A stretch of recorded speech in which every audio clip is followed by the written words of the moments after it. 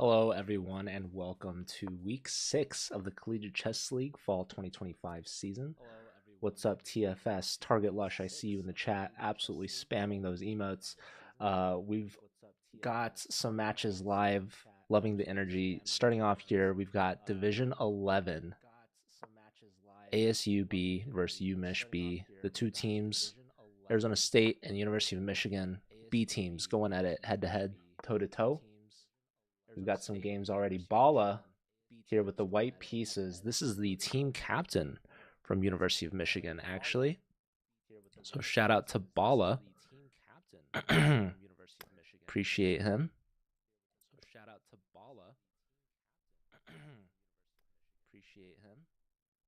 I don't have a stream on, do I? I hope not. Oh, there it is. All right.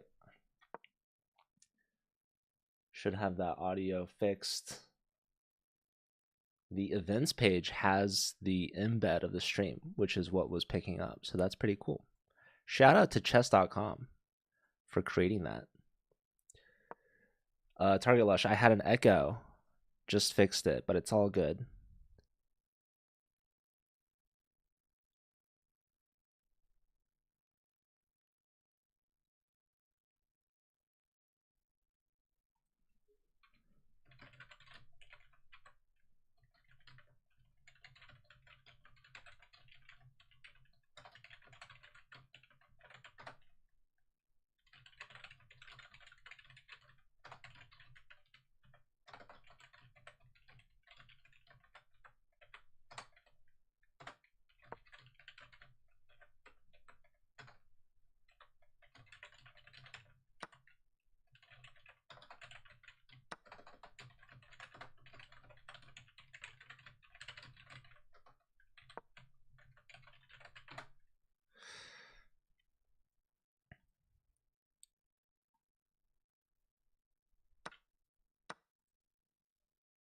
What's up, Nifa? Good to see you.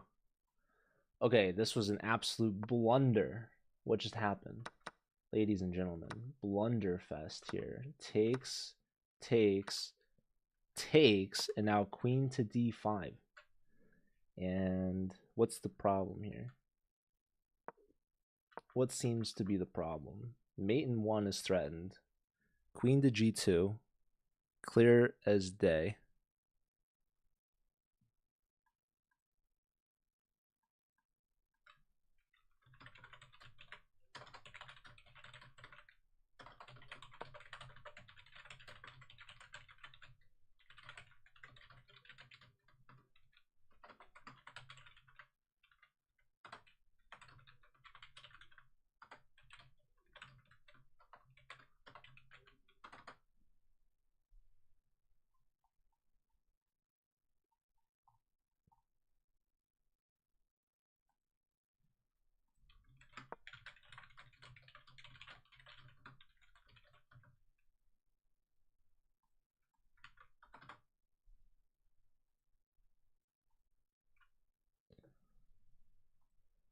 Okay, so rook f2, defending mate in 1. We have h5. The queen is hanging. The bishop is hanging. Queen can't stay on this pin. Why this bishop was here to begin with, who knows? Look at this sacrifice that white's going for. Push, takes. You've got so much dependency on everything. And the pawn on h5 is just throwing an absolute wrench into the whole system. And this player is Saketh Bandaru, top board from ASU B. So definitely the clear favorite to win in this match. Let me take a look at, oh, looks like we got a blunder over here. This is a rook and pawn endgame, and we have b4 takes and then takes on a5, interestingly. So it's technically even pawns, but black is going to make an outside pass pawn. These doubled pawns, they cannot create a pass pawn. So this is looking very good for black. This is Wiry Wan, WWR, the top board from UMich B.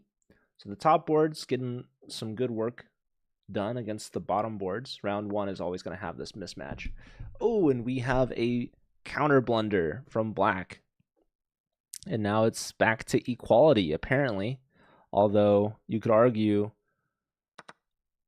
there's still a lot of left in this game. So, but okay. King up is smart. Take. So now this pawn is going to be a goner.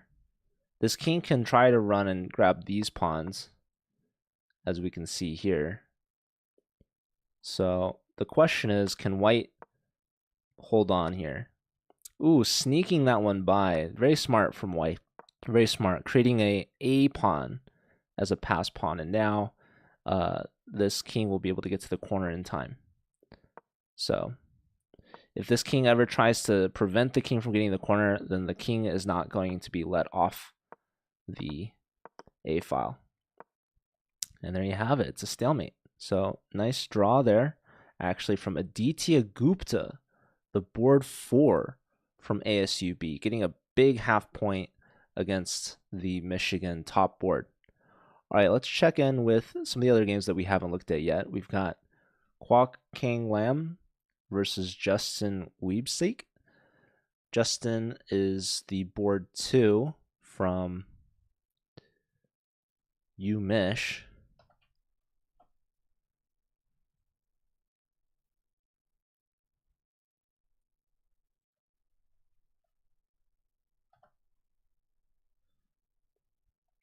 And Kwok is board 3 from ASU. There's a lot of time left on this game. I'm going to take us to a scramble that's going on right now. Both players less than 10 seconds here. G4 question mark move here. And look at these rooks and queen. Yeah. Trading queens, that's going to help this black king a lot, actually. So white is up in exchange. But down a pawn. Black's creating a pass pawn, but losing the A pawn. You could play B3, which they do. Trade takes, but this pawn can be caught, but it could also be protected. Ooh, now rook to A2. Yeah, this pawn should not have been pushed. Now we can take with either rook, but taking with this rook is going to be good. This C pawn is protected. Look at everything on dark squares here. Very smart. Rook lift, and that's a free bishop. Oh, and that's a free rook. Yeah, absolute time scramble. Bishop is still hanging. There it goes. And there we see resignation. All right. And Bala, very low on time. Down in exchange here with the white pieces, but trying to hold on, maybe. Queen trade offered, declined. There's a check. Let's give the point to Varun. Board 3 from UMich, getting a point against the board 2 from ASU. Here we have a problem. What's the problem? Hates this move. Queen here? What is it? Maybe the queen can just attack the bishop? Queen here? It likes taking on f2 already. Rook takes, and then queen to b6. Pinning. But no, the rook steps up, alleviating some pressure. Yeah, look at these rooks. They were so well placed on the second. So now white's maybe feeling a little bit of space. I think black could have just traded off everything, and then the A pawn was enough to win. And even if the A pawn wasn't fast enough, this king would then be winning over here. So that was an opportunity for black to just simplify. Opportunity missed, but maybe there'll be more opportunities later. Rook here could have also been interesting because the queen and the rook have some coordination on c6. Rook here, the computer hated that move, by the way. This is apparently a complete draw after the move queen to f3, which was not played. Hard to find. Only 2 seconds for Bala. 1 second now. 3 seconds. Queen f3 found, but perhaps a move too late. Pawn push, and now it's saying it's a draw again. Rook d1 or c1. Here, pinning, but not really. You can just play rook back anywhere.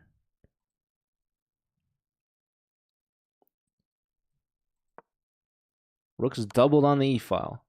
You can block with the rook. Here instead, queen attacking this pawn.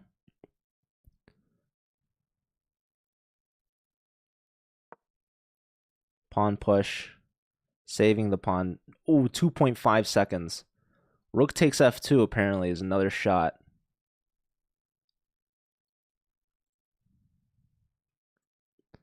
And if rook takes, you have queen or rook e1 check, discovery.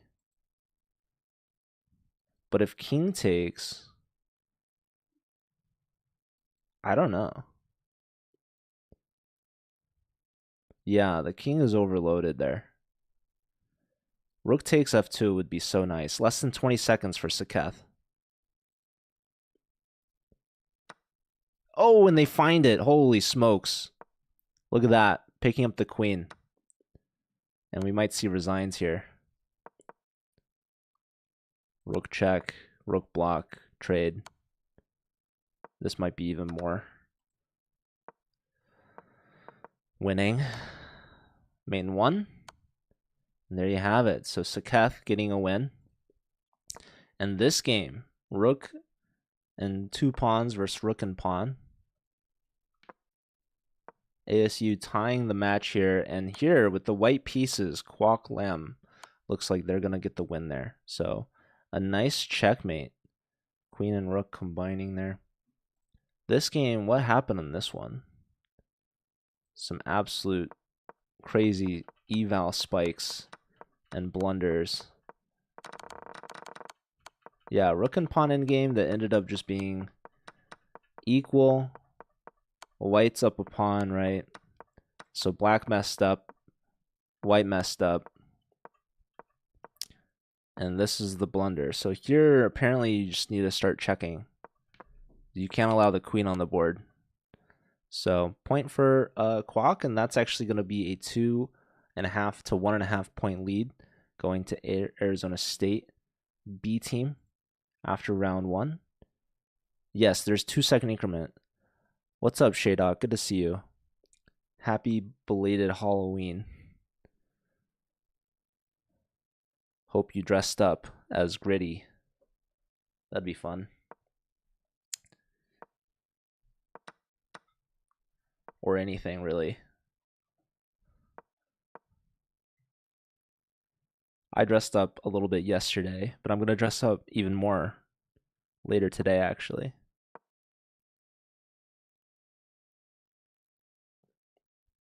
As one does.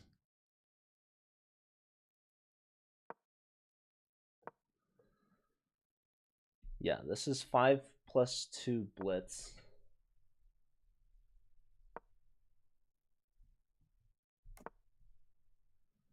So there is increment here. We've got round 2 underway.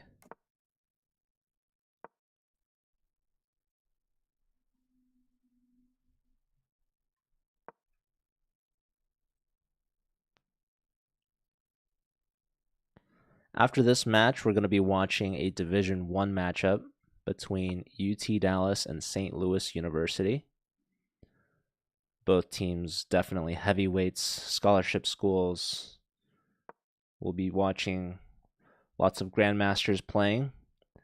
But in the meantime, we've got this Division 11 match. Very fun and exciting. Honestly, any level. The 5+2 blitz time control, I think, is really fun.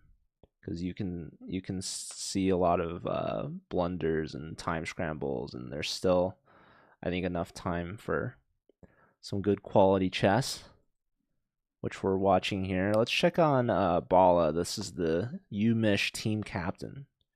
Shout out to Bala. Bala was not able to get any points in round 1 against ASU's top board, but now they're up against board 3, so it should be A little easier here for black. Looks like they're winning a pawn, perhaps. D4 here. A pawn sacrifice to the chess gods. Bala deciding how exactly to take back. Do I take with a pawn? Do I take with a knight? Do I not take at all? You know, is there something stronger, something better? Plenty of time here to figure this out. Yeah, it takes with the knight there. The computer was saying that pawn push is best, kicking the bishop out. Here we've got a pin, opening up for the rook as well. So king decides to tuck away in the corner, unpinning the knight. Doesn't want to deal with this light square bishop. Both sides still have a bishop pair. This knight hasn't developed yet. This bishop hasn't either. A rook would love to be on the c file. So knight to d3. And white's objective is going to be to try to pick off this isolated queen pawn. It is an extra pawn. But yeah, pushing g5 helps unpin the f pawn. Maybe the f pawn wants to push, and the bishop can open back up, helping protect that IQP, that isolated d pawn. Okay, bishop to f5 development with the tempo. We could see a counterpunch here. Queen b3, pressure on the knight, pressure on the b pawn. We see a simple solution. Knight back to b6, saving the b pawn, saving itself, and also redirecting some attack against the light square bishop. So we see bishop back to d3, threatening to double isolate the f pawns. If bishop takes, queen takes back, pressure on the d pawn. Otherwise, you're going to have to protect the bishop, maybe like queen to d7, or you have to bring this bishop back. You'd have to go to d7, or worst case, c8. So we see a simple trade here. Hey, Chess Weeb. You know, I have channel points. Perhaps you could redeem. I was wearing the hat for free yesterday. Can you believe it? The entire stream. I didn't even request channel points. It was not even just the hat. It was the whole setup. You know? But I was a gray wizard. But I've heard that there's also blue wizards. And Chess Weeb might be one of them. I'm not sure. I'll never take your precious. Okay. Fine. Keep your secrets. They're yours to keep anyways. I wouldn't take them from you. Okay. Knight to c5 is interesting. Hitting the queen. But there's some good pressure here with this rook. Meanwhile, we got to watch out for our back rank. Although it is protected technically. Already 10. That's cool. Okay, the knight decides to go to e5. And this makes sense. It hits the queen, and the knight is a little bit more protected here on e5, right? If you went to c5, that knight could be hanging, potentially, because it's already pressured. Ooh, and that is what we call a Botez gambit. Bala taking that queen and gets the instant win. Huge blunder there from William Sweeney.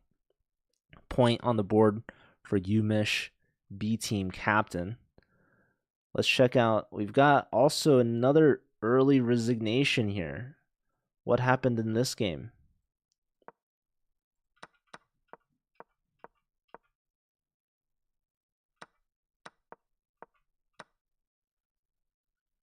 Queen takes and knight fork. So yeah, rook goes to save the pawn, but then simple tactic here, just a fork. And white threw in the towel. White said, you know what? I'm down an exchange and I'm going to resign. And that is completely their right to do so. Much to the disappointment perhaps of their teammates. But Aditya, very strong start for the ASU B team, board 4. Getting 1.5 points against the top 2 boards from Umish B team.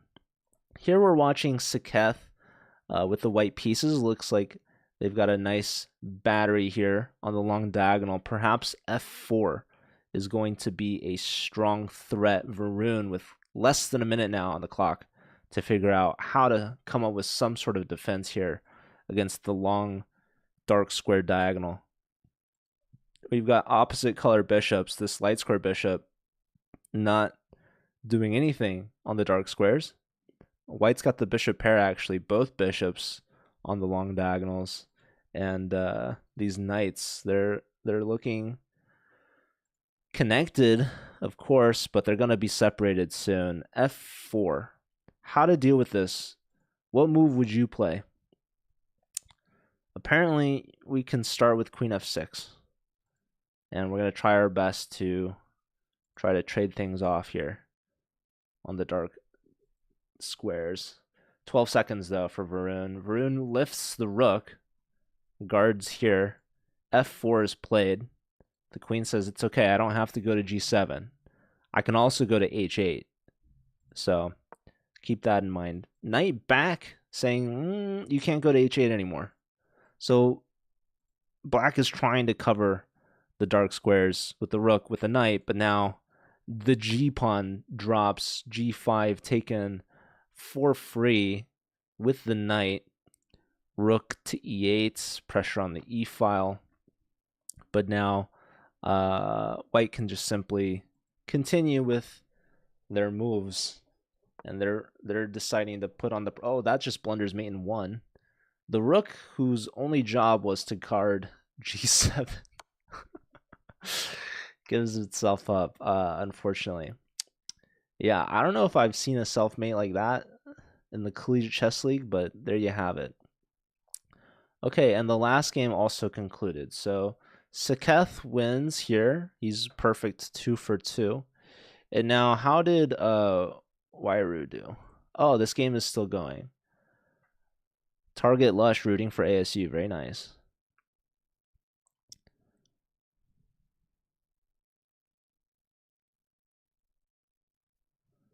You don't know who to root for, Lappy.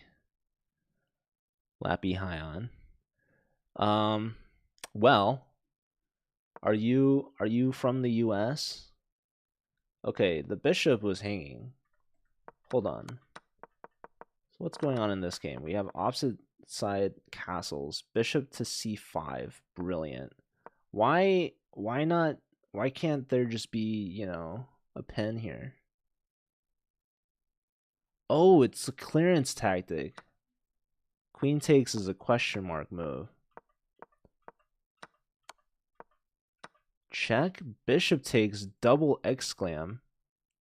Queen protecting the bishop, but they're completely locked in. So rook takes, d8, rook takes, queen here offering a trade. And yeah, white is up a couple of pawns. 2 of them, to be exact.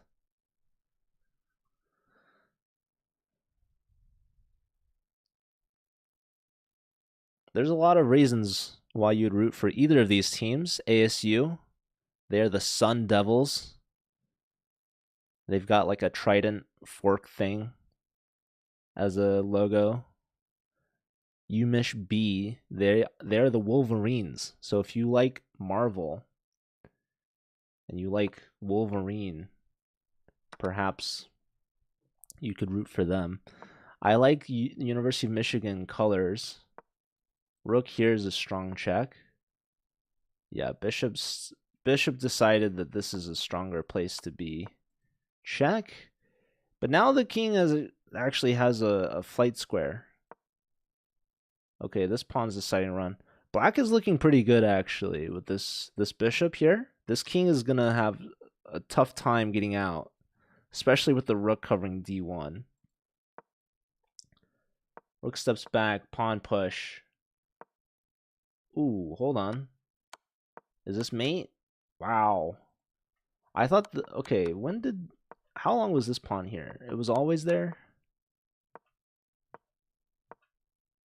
Wow, so the white, what needed to be played here? At this stage, you can play bishop to e6, and you're covering the back rank. Okay, yeah, I didn't realize, I thought the king was escaping, but it was not, actually. So this is a win for Wairi Wan, improving to 1.5 now. Arizona State has a 1-point lead going into the second half.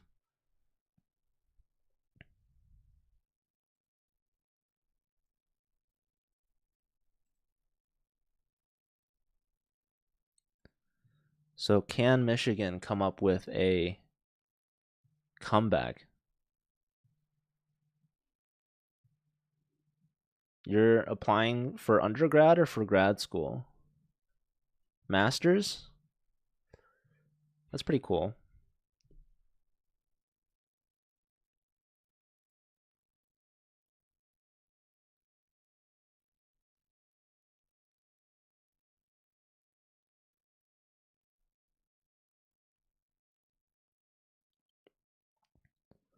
All right, let's see round 3. Games are just starting. Here we've got a Caro-Kann advanced.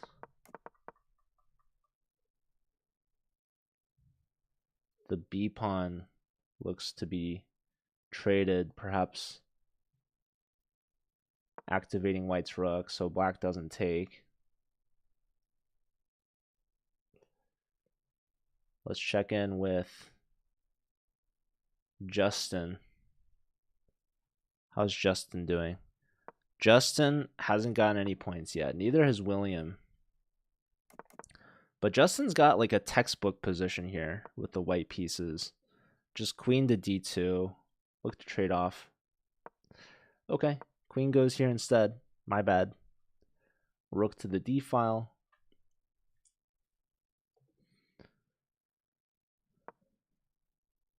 But yeah, this is an opening that you read about. The 2 pawns in the center. All the minor pieces are out. Rook's on the E and D files. King is castled. Queen is lifted. Bishop gets hit and tucks back.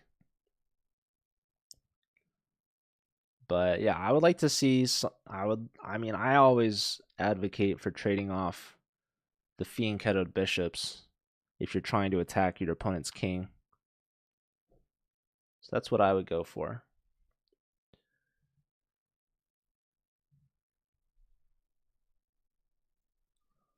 I'm wondering if d5 is a move.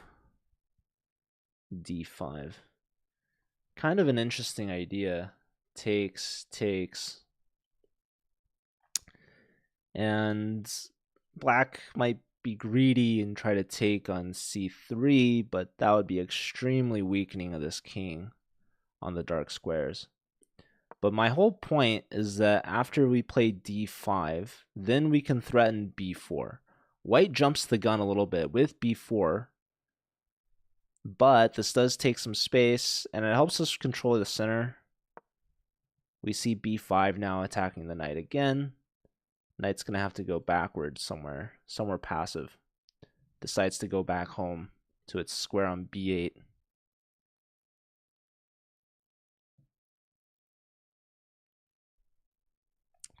Okay, let's check in on some of the other games. Justin's looking good, but not as good as Varun here. What's going on with this king? So both sides castle king side. This knight takes, knight takes, big question mark, because let's see what happened here. We're attacking the bishop. Takes. Takes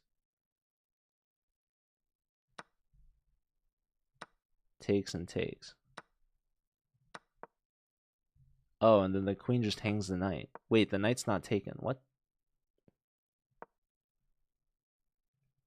It likes f5 or d4. I don't know what's going on. Okay. Dude, people just don't want their knights. Oh, it's a pen. Holy smokes. Okay, yeah, I mean, black hangs their rook, and white outdoes them and says, let me hang my rook back. Okay, they trade off queens, and so now Varun is just up a piece. That's not bad. That's not bad. All right, let's check in with Bala. Bala's equally crushing it. Trade, check. So this is a big blunder. So now queen b6 check. Bishop out. This queen is getting tossed like a salad, just left and right.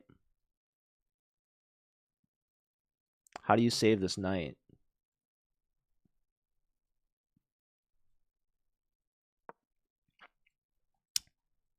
Counter punch. And now what? And now what would you like to do?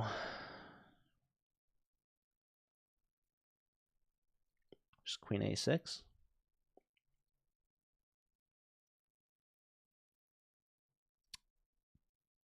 Queen a6, perhaps? Let's see, Bala. Both players less than 3 minutes. Queen here, queen here.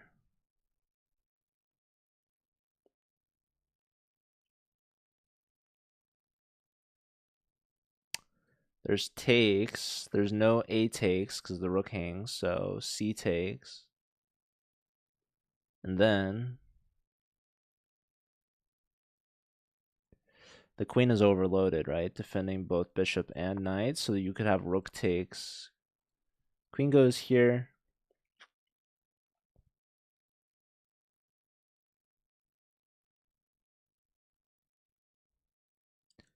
I mean, we could try this again, maybe. This might be worse for us, though. So Bala wisely doesn't trade queens immediately. Looks for something better. Queen goes to e2, keeping an eye on everything. But again, we can trade, and then rook takes. Very nice. So Bala should be winning this. Varun already won their game. So Varun improves to 2 out of 3. Tying things up, 4.5 to each team. And Justin's going to win their game. So Umesh B might be taking the lead here by a lot. If Justin and Bala win, that's going to be 2 extra points for Umesh B. Wow, knight d4. What is... Knight takes? Oh, and then bishop takes. Very nice. Yeah, this king just didn't castle. It's kind of upsetting. Perhaps even disappointing. Can we play bishop to d2? Or queen d2 even? Something d2 tells me. But there are still problems, for sure. I mean, look at these rooks and look at these rooks. You tell me which pieces you prefer. Bishop d2 played. And now, what shall we have? I'd put the queen somewhere. Save your queen. Figure out what white wants to do with their pieces. Because this is miserable. Ball is crushing this game.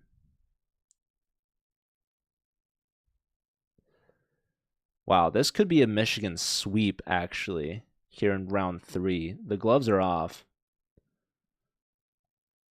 Wairi Wan is going to win this game. We have a new queen to be. We could see resigns.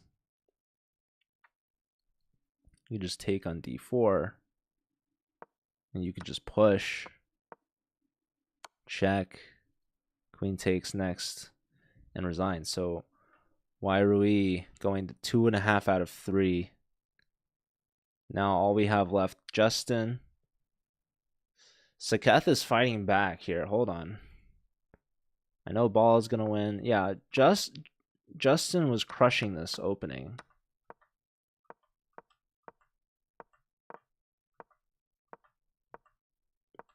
Getting this pawn all the way down, winning this pawn. Bishop here is a big question mark. Because why? Why is this so bad? Knight takes. And I guess black gets a pawn. They can take on b5 twice.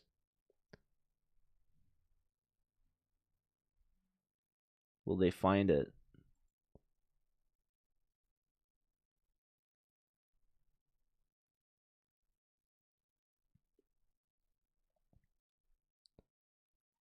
Yeah, this game, so Bala, let's see what they do. Oh, they just traded queens. But, I mean, black's got the pigs on the second. So, up 2 pawns as well. So here we messed up. So knight takes should be played. Was not played. Rook here is a double question mark blunder. Rook takes, bishop takes, and now we're going after the rook and the promotion square. So we're winning an exchange here.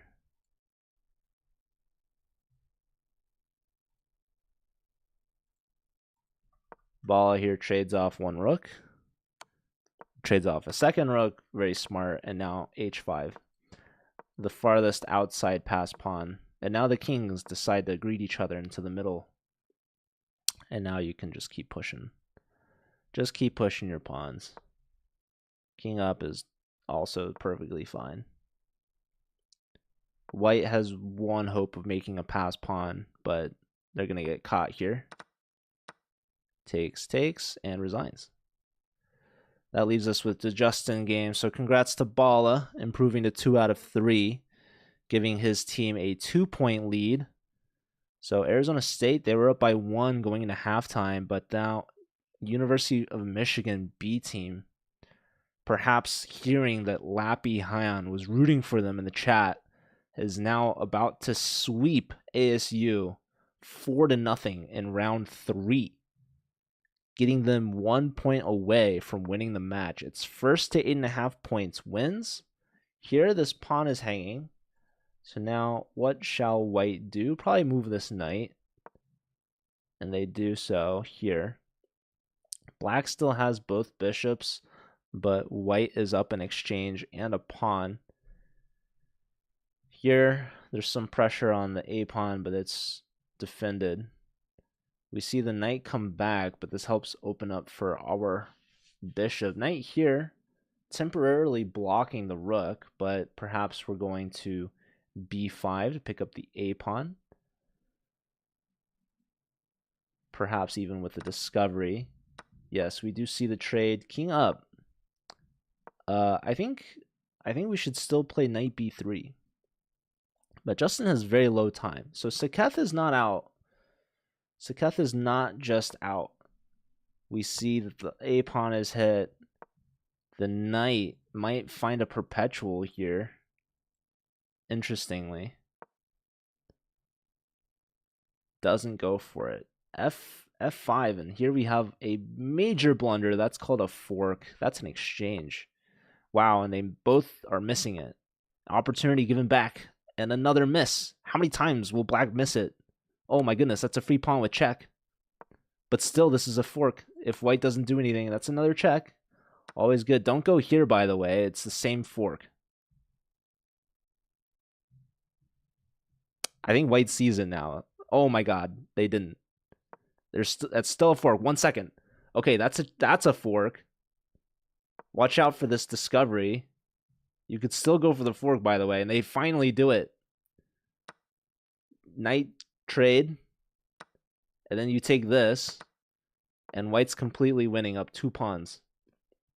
Bishop's hit, by the way. Pawn is pushing, by the way. And guess what? Your knight controls the dark square as well, and your bishop is not even going to have a chance to sack itself for the pawn because the knight interferes here, and this is a fork too, just trading that off. All right, black's only hope is a stalemate. Can they find it? King here and queen there is GG. Justin getting their first point of the match on the board, and that completes the UMich B team sweep of Arizona State in round 3 here in week 6. But The job is not done. They still need one more full point to win this match. ASU, they can win the match in regulation if they do a counter sweep, if they win round 4, 4-0. ASU can only afford to give up a draw at this point. Otherwise, they're going home. So that was a huge round for the Wolverines. And now there's no rest. We've got round 4 underway. This could be the final round unless ASU mounts a comeback of their own. If they win this round 3.5 to a half, then we're forcing overtime. It'll be all tied up 8-8. And we'll see round 5 with 3+2 time control. But I have a sneaking suspicion UMich will find their point and win this match. So a huge round 3 results for them getting the sweep. But ASU, they're not down and out just yet. They have one last round here as an opportunity to get back on track. They were leading at halftime. They were up by 1. What's up, Screws? I'm the guy from the Anna Cramling video. I'm that tour guide person.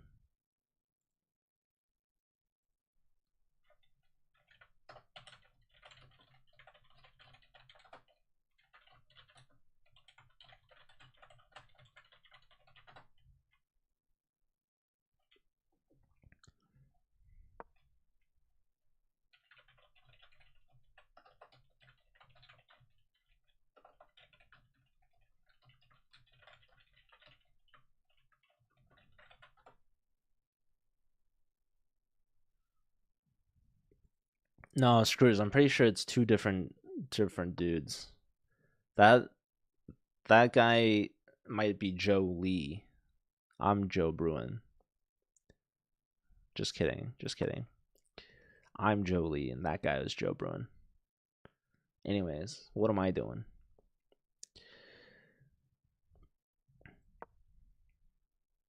Okay, there was a huge blunder.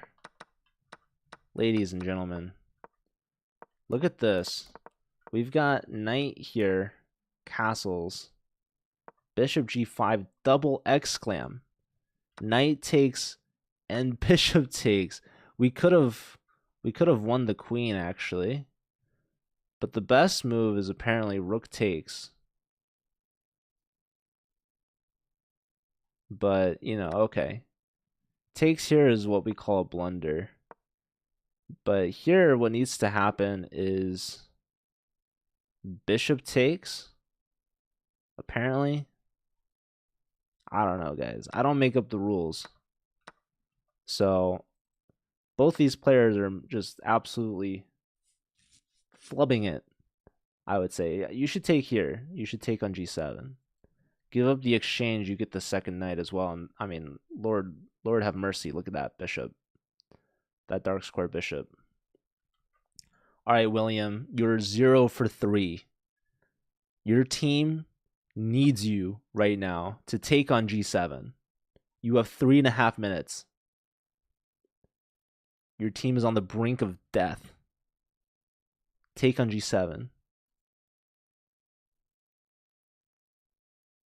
Not to be dramatic. Okay. What is queen c7? You're just leaving everything hanging. What's your threat? I don't even know. Oh, William. This was the opportunity to be clutch. This was like anti-clutch. This is like the exact opposite. This is probably like a grad student that did undergrad at University of Michigan. This has to be an insider. I need to contact league officials to investigate this athlete for putting bets on the match and throwing. Okay. Ladies and gentlemen, we've got some drama. Oh my word. Neither player wants to win.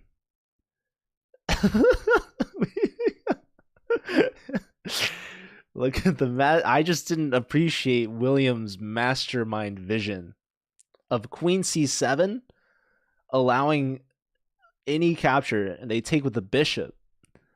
Knight F6 and say goodbye to your queen.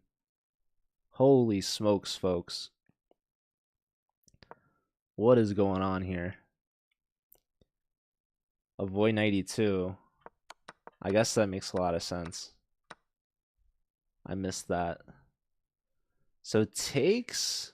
I guess he missed that he had the fork back. Oh, clearly he didn't miss it. So, wow. Okay, so queen and rook versus 3 minor pieces. I'd say that's pretty good. It's pretty good. It's not bad. Anyways. All right, William should do their part. They should hold here. They should be on the board. Oh, and the match is already over. Ladies and gentlemen, what on earth happened here? Castles, knight here, Aditya. Board 4. Just blunders a piece in 1. Did they even realize the match score? They should keep playing, in my opinion. But no, they resigned and the match is over. Bala, the team captain from UMish B, getting the job done. Going 3 out of 4 as a board 4. And yeah, this is resigns here. So William finally gets on the board in the 4th and final round. And yeah.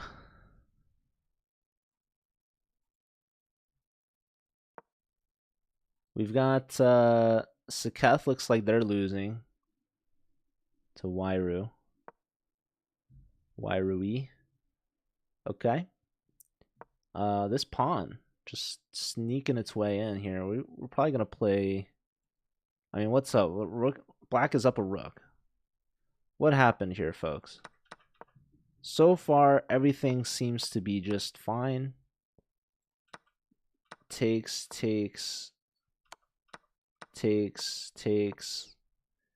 Yeah, this is quite annoying. Takes, pen, takes, push. Yeah, bishop here. Yeah. Yep. Brutal stuff. Ooh, takes, bishop here. Look at this. Pawn push. Just rookie 1, dude. Say hello to the rook. And black's gonna be making a new queen. The coronation.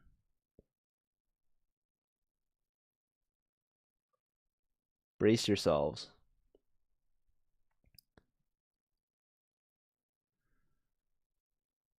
UMish. Second half team. Arizona State had them in the first half. But it's not about how you start. It's about how you end.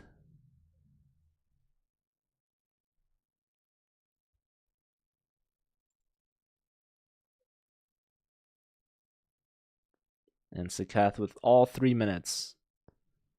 But it's not going to do them any good. So, I guess you just take the pawn. Okay, or you resign. That works too. All right, so Wairui goes 3.5 out of 4 as the top board. Very nice. And now we have one final game remaining. Varun here with the white pieces. Trying to put on the finishing touches here. We've got a ton of pawns for white, 3 of them, in fact. And f4 is going to be coming in. Also, just pushing the outside pawns is pretty good. Black wants to double here. I think that's fine. I mean, we can always push f4. 2 minutes for Varun to figure out how they want to win this. Lots of options. They go here. Now, they want to do something like this, which doesn't quite work. I think black can just take the A pawn now. And they should do that. Well, they can. Here, f4, yes, king here. And this would be mate, but you need to prep it with g4, I believe.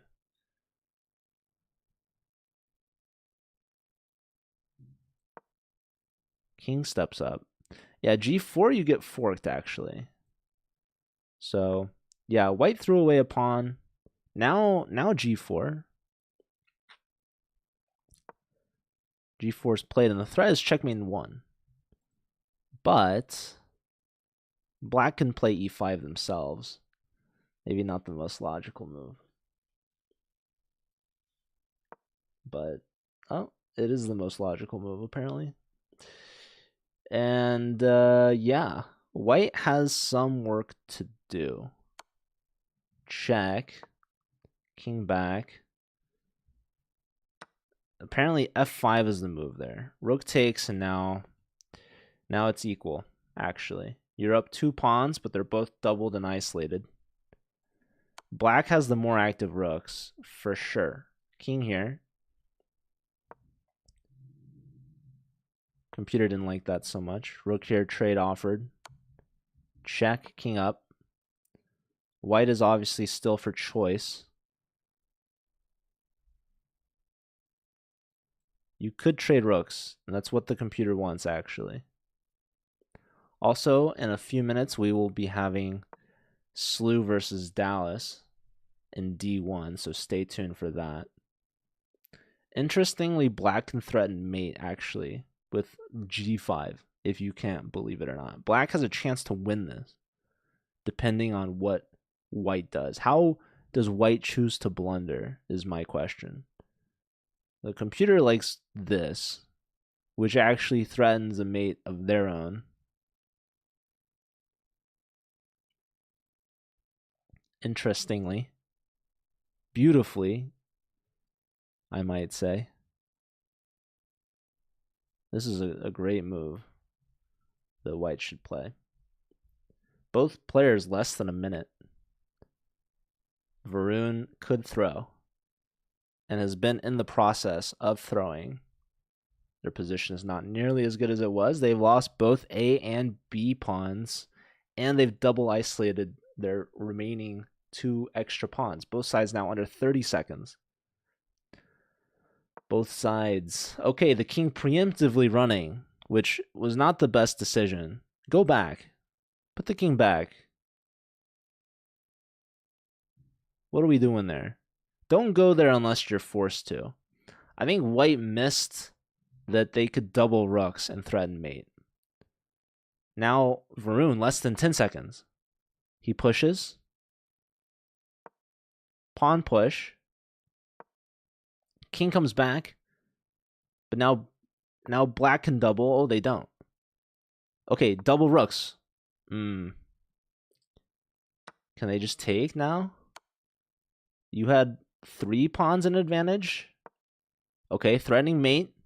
Bring the rook back to the 8th rank. Okay, now rooks can double on the 7th. Oops. No, this is fine. Okay, give a check. No, you can't because your rook is hanging. Wow, that pawn is pushing. There's your check. King goes to the middle. 5 seconds. King up. King d5. Why you go there? Rook block. Uh-oh. There goes another pawn. It's even material now. 1 second. Kwok has 16 seconds. That E pawn is pushing. Black's going for the G pawn. E7. And now you can try rook d8. Oh, and he flagged. Rook d8 wasn't working because then the black king steps in. Wow, so Kwok in the time scramble gets the job done. But the damage is already done. Umish B gets the win, winning those last 2 rounds by a large margin. This was 4.5 to 3.5 going into halftime. ASU only getting 2 points in that last round and getting swept in round 3.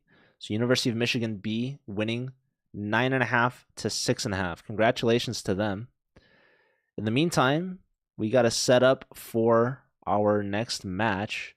So if you all could please wait patiently.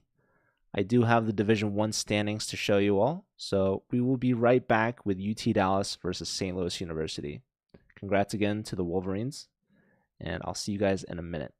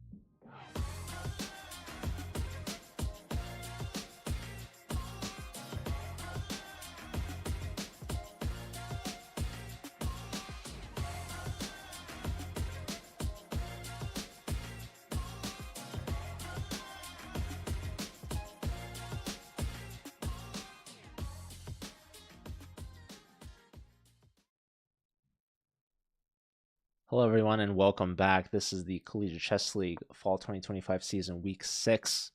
We've got a Division 1 matchup here between two absolute titans, two juggernauts in D1, these scholarship schools, UT Dallas versus St. Louis University. Matches have begun. It's underway. We've got round 1 here beginning. This is Nicolosi versus Samant. Let me work on getting these scoreboards updated for you. This is Aditya Samant from Dallas, board 1, versus Nicolosi Kacharava, who is board 4 from SLU. So you know things are good when your board 4 is a grandmaster. Definitely a good thing for St. Louis University.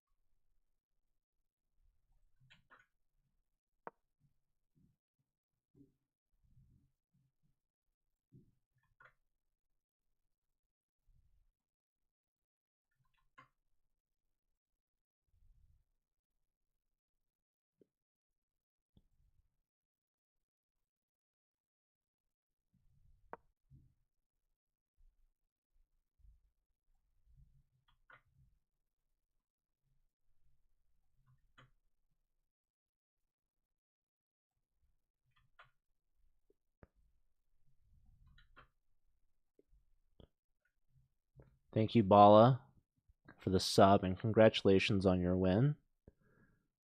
Way to lead the team there. And good luck in your remaining matches. What's up, Chess Dude Guy? How are you?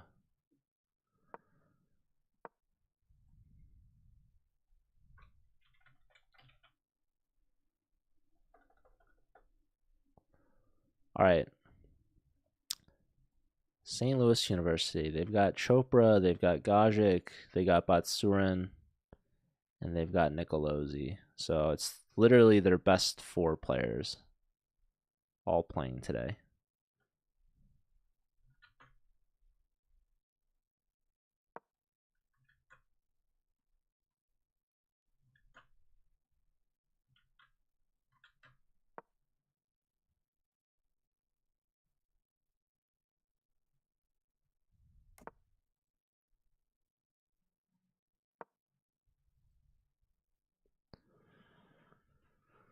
All right. Let's check on some of the other games. Here we've got Victor Gajic, opposite side castles, potential sacrifice. I love these opposite side castles games. Victor Gajic with the black pieces. This is board 2 from Slew. Up against Yer Parkov. And yeah, G4 just immediately comes to mind. Just attacking. Yeah, H4 also. Potential pawn sacrifice, but I don't think black would voluntarily open up lines against their king.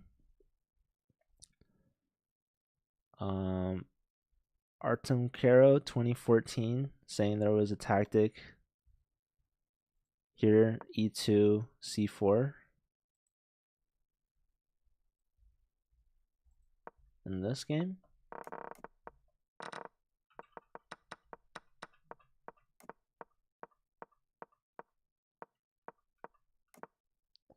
Maybe the knight on D2 could have, but didn't see it, didn't play it.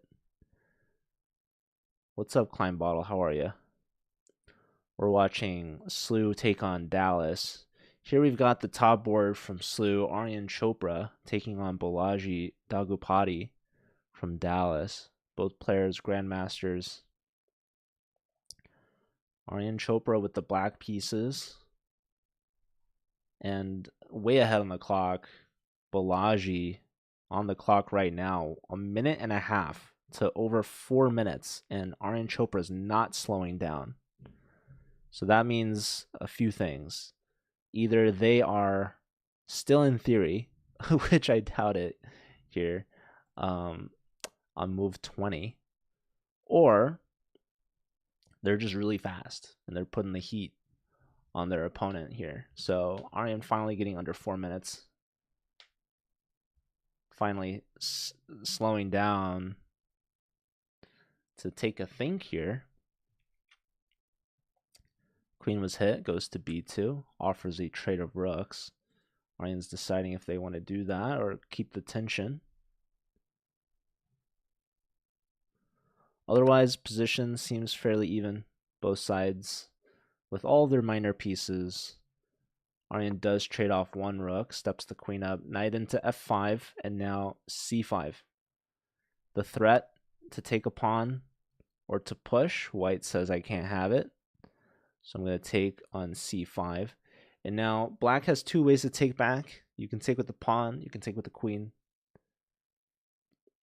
If you take with the queen, perhaps there is queen to a5, attacking the b pawn, defending the knight.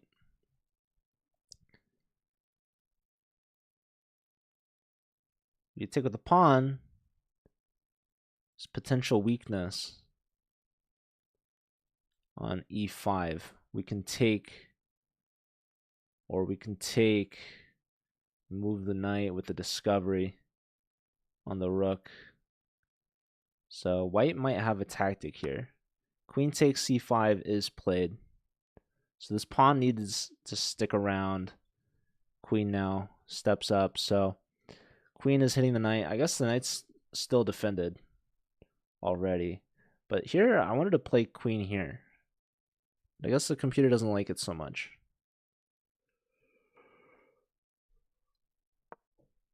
So instead, we see the knight stepping up. Threatening to damage this pawn structure, actually. And knight takes pawn is also a threat. With check, pawn takes, knight hangs with a fork. something along these lines. So black might take here. If takes, I'm slightly curious, right? It's looking like black has 3 attackers on d5, but there's only 2 defenders. So what is white's point here? What are they trying to say? Yeah, they take on e4 instead. This is also a tactic, removing the defender, right? This knight is attacked twice, defended once. So black gets the double exclam here, brilliancy. And it's the threat of taking the bishop. It's defended by the knight, but maybe the knight gets kicked. So white should probably just take this knight and then deal with the consequences hereafter. So rook takes is played, bishop takes, hits the rook, hits the bishop, bishop takes, queen takes, and black is up a pawn. Black is up a healthy pawn. Queen and rook doubled, pinning this knight. Is the threat to play f4? Maybe. Maybe that is the threat.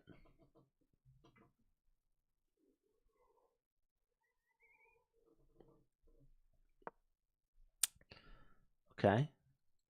Knight on f5 getting kicked. Maybe we go to d4. Less than 30 seconds now for Balaji. So Aryan's looking good here. Ooh, takes. And now f4. Okay. White's trying to win a pawn back, perhaps?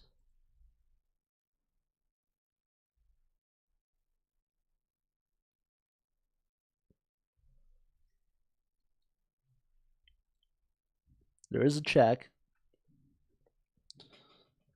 I don't know, why is a computer like bishop c5 check, king h1, and then bishop to d4? Just defending the knight from the front, I suppose. Let's check in on Viktor Gajic. Ooh. Viktor Gajic with the black pieces looks like he's getting some tactics played on him. Pawn takes, right? No? Yes? Bishop's hanging. Knight comes in.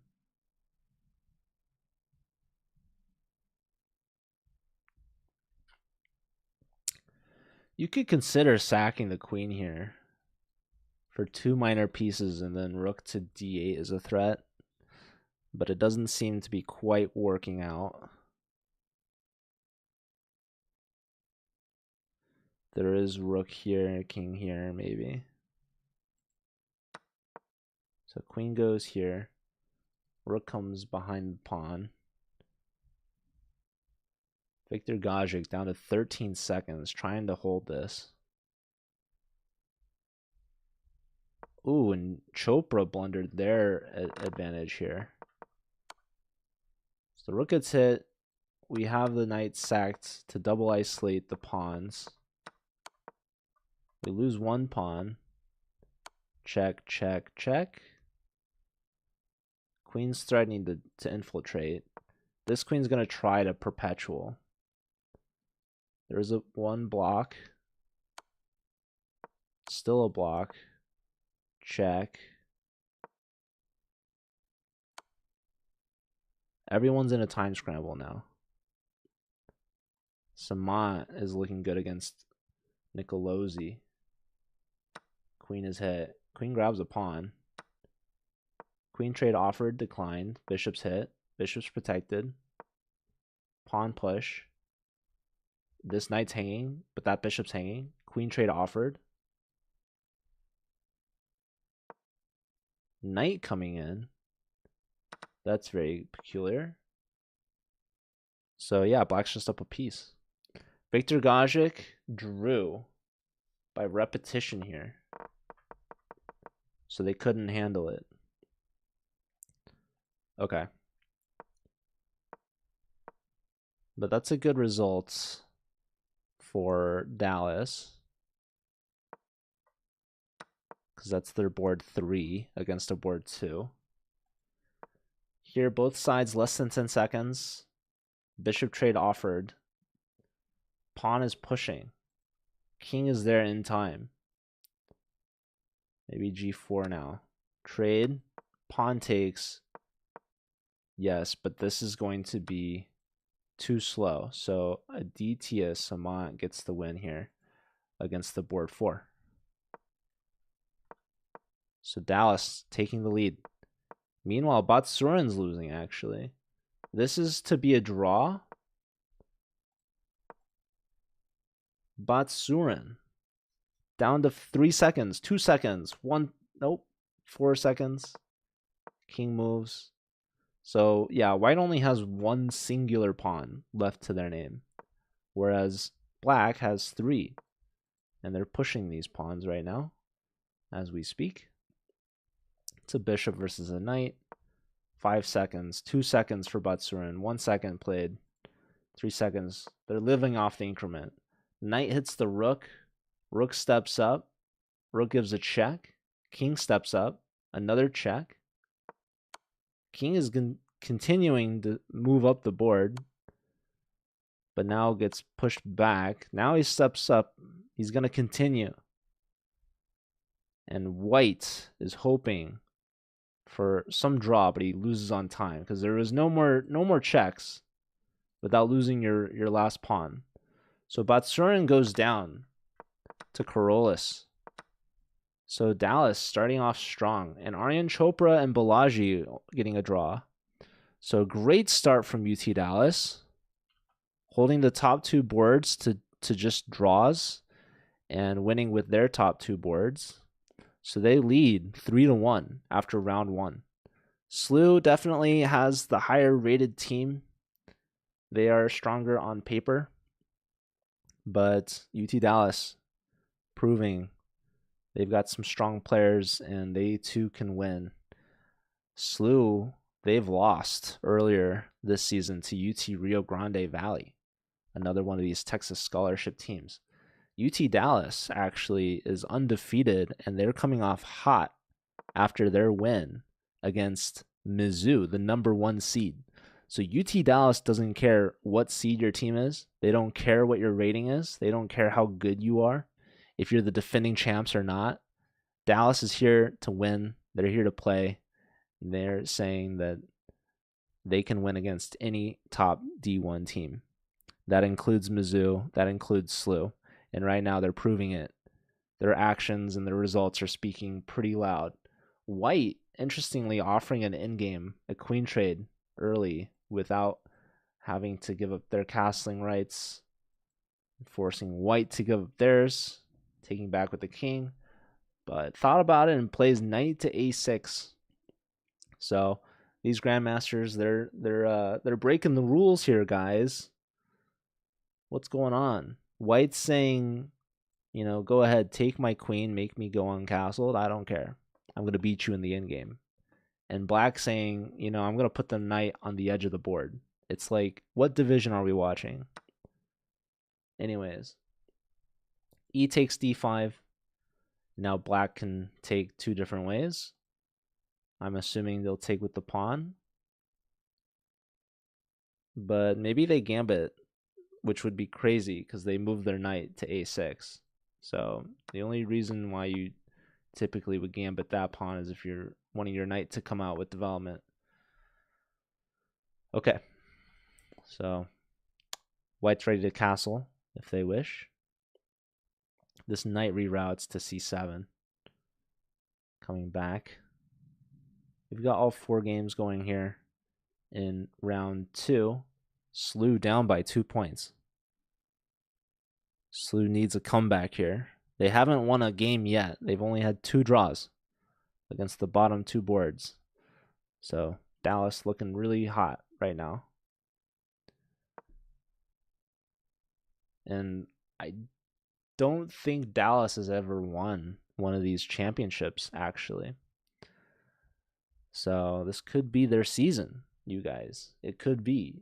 But they did beat Mizzou, who were missing their top board. I believe Dallas also is missing one of their players to the World Cup right now. So Okay, bishop takes knight, queen takes back, now bishop b5 check, forcing the king to go uncastled. Bishop tucks back, keeping this pen. Also, we're just pushing the pawn to save the pawn, which was under attack. Now knights are connected. Maybe c4 at some point, rook c1, perhaps. Maybe black wants to go knight e4. So the bishop comes back, saying this pin is actually pretty annoying. Knight here was a big threat, actually. If you take pawn takes and you're losing a piece, or you're forced to play g4. And if you did nothing, then they could take and damage the pawn structure. So yeah, look at this. This bishop overloaded at this point. And black gets the pawn structure that they want. So even though their king goes uncastled, they finally take advantage of this pen. So what was the problem here? We saw, yeah, c4 was too early. At this stage, I guess you should take with the bishop. But yeah, here there's this very nice in-between move. Bishop takes on f3. This bishop's overloaded. So great tactic. Great play here from Batsurin, who only well, they didn't even get a draw in the first. They lost the first round to Corollas. Hi, Jenny. Shout out to Benjamin Bach tuning in. Yeah, rough start for his alma mater, St. Louis University, but things are looking good here for Batsurin, and you can never count the SLU team out. So Batsurin, he's got the best position of the SLU team so far here in round 2. Also, the good news is it's still very early on in the match. 3 rounds remaining. So if they win the next 3 rounds by 1 point each, then they'll win the match. Of course, it starts with 1 round at a time, 1 step at a time, 1 game at a time. But Surin on the right track here. He's connected his rooks. His king isn't quite castled, but black is feeling much better about their pawn structure compared to white's. White has all these pawn islands, pawn chains. Black has all their pawns connected, right? 2 pawn islands for black and, at least 4 for white. Some would even count these double isolated pawns each as their own island. So queens are traded off. Batsurin is going to crush this endgame. So let's see. Let's tune in with, Victor Gajic also. An interesting opportunity. What's going on here? Bishop hits the rook. Rook hits the queen. Queen here. Pawn push. And now knight to d5. Hitting the queen. Queen steps aside. Could you have taken this rook? That was the best move. Queen takes rook. Not played here. Now queen infiltrating on the dark squares. And this rook cannot take. And if queen takes, then probably rook d1 looks really good. The idea is this is checkmate, by the way, if this rook leaves the back rank. So you cannot do rook takes. You can do queen takes. And if queen takes, rook ad1. And you're in a bit of trouble there. Rook ad1 here is played immediately, instantaneously. And now knight blocks. So white has given up a full piece, but there's some problems. And what might those problems be? Bishop c4 for starters. Victor Gajic. Okay, he's just going after the knight. What's up, Houseline? Good to see you. Bishop c4, and I'm not sure how the queen saves the knight there. Bishop c4, and it's like, I mean, could you try maybe queen here? Maybe you just take, because there's like this crazy takes, check. No, this is defended. No, but takes, check, check. Pick that up, right? Their bishop's pinned. So I think bishop c4 was a bit more aggressive. I mean, even pushing the pawn c4 is the same idea. The queen has nowhere good to save the knight. So, okay, bishop here now. We should take on d4.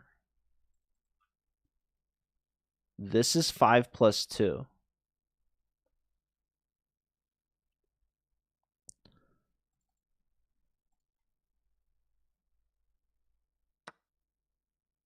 Takes, bishop tucks back, hits the queen. Gets that queen out of there. So, after all is said and done, yeah, Balaji missed this queen takes a1 idea to trade queens and win the rook. And it seems that white emerges up a pawn. So they gave up a piece, but they won a pawn in the end. It's 2 bishops. Ooh, very low time, Victor Gajic. His bishop is hanging. And if his bishop moves, his a pawn is hanging. He can move with a tempo. He's got less than 10 seconds. Victor Gajic's got to move. 5, 4, 3, 2. Just move. Anything. Bishop moves here. A pawn is hanging. If you want it. They might not want it because they might get somehow in trouble.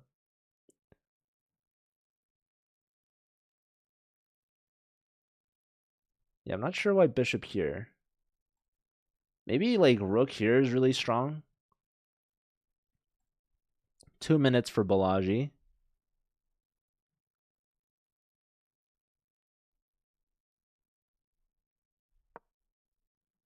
Yeah, black's contesting the file. 1 second. He gets in there. 3 seconds. Don't play rook e1 to double because I think black can take, although there is bishop block, but bishop here. So rook d to e1 would be a major blunder for Victor Gajic.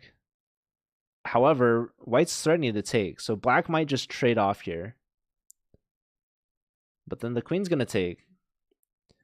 Then maybe there's rook here. Then there's queen takes. And the rook's hanging. So white's got a great position, just no time. Batsurin, he's got his opponent down to 11 seconds here. 10 seconds for Aditya. I have to keep an eye on Victor Gajic. King steps aside. Now the f-pawn is hanging. Oh, but Gajic flags. He didn't have the time. So Victor Gajic goes down. So sad. I mean, his eval bar is through the roof. Okay, and Aryan Chopra, top board from Slew, is in trouble. But his opponent has 20 seconds. Yeah, look at this double exclamation. Oh my goodness. Look at this connect 5. I mean, what a pawn. Look at both. Oh my goodness, you guys. Black's got the largest chain. And now black just snaps it off. And what's the point here? 20 seconds for year. Queen infiltrates. Check. King steps aside. What's the follow-up? Why couldn't we block with something here? A perpetual? Black is winning, but it has no time. 5 seconds. Will Parkov find it? What's the move? Just king up? Okay. They're going to continue, but this is going to cut the queen off. And white can return the favor and sack back. I got to give a point to Balaji. Board 4 for UT Dallas. Building onto their lead. 11 seconds for Aryan Chopra. He's got an opportunity here. He finds the best move. He sacks back, infiltrating with the queen. And now white's completely winning. There goes the entire pawn chain. And now, pawn push. That's a check. Queen back. That's a blunder. Oh, wait, no. Oh my god. Bota's gambit. What on God's green earth? What's the move here? Queen h8. Threatening mate. Dang. Rook here is ridiculous. I don't know what that was, but Aryan Chopra survives somehow. Batsurin is back to his winning ways. Chopra gets on the board. So he's stopping the bleeding. But can Slew continue? Batsurin. He's got his opponent down to 6.9 seconds. Rook is defended. King. Knight is hit. Knight's got to move. No, king steps up. Now the rook infiltrates. That's one check. King down. Bishop is going to be hanging. Potentially. Yep. Okay. I'd love to say that we saw that coming. But maybe Aditya did not see that coming. Nicolosi and Corollas drew their games. So that's a good result for Nicolosi. Slew's still down by 1, but Batsurin might bring it back here, and hopefully they do. They have 3 pawns, and they're going to have mate here. King here and rook here is mate. Well done. We see resignation. So Batsurin gets the job done and brings Slew back within 1 point. So Batsurin's on the board. We're at the halfway point here. Chess is the best. Thanks for the follow. Hello and welcome. And yeah, Slew, they could have tied it right back if Viktor Gajic could have converted, but too slow. But things are looking better for Slew now. They won that second round by a score of 2.5 to 1.5, bringing it back within 1. And we're going to have the next round here already underway. Here we have a Sicilian.